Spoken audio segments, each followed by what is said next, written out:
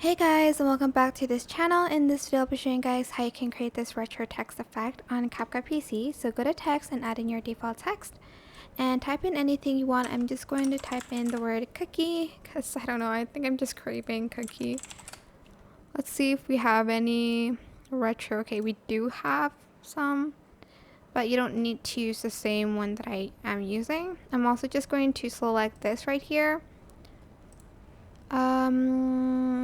Actually, I'll select like this kind of brownish color for the inside, and for the stroke I'm just going to use like this one, I guess.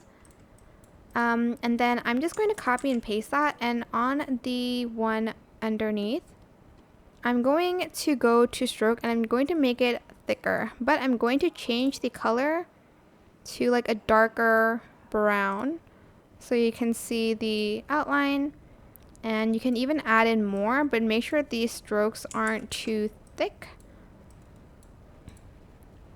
And then I'm just going to make it the thickest here, and I'm gonna make it the like darkest color.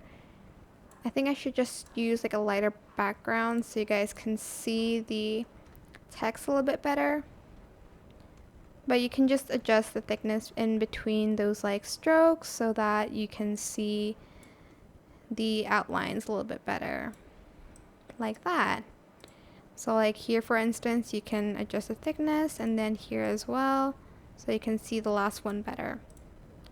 You can also like create a compound clip so that it stays in like one clip, I guess. But yeah, that is it. I hope this tutorial was helpful for you guys. Don't forget to like, comment, share. Also subscribe to this channel if you haven't done that already. If you have any more questions, just leave it in the comment section down below and I will try my best to answer them all for you guys. And if you found this video helpful, please click the thanks button above the description box down below. Thank you so much for watching. Bye!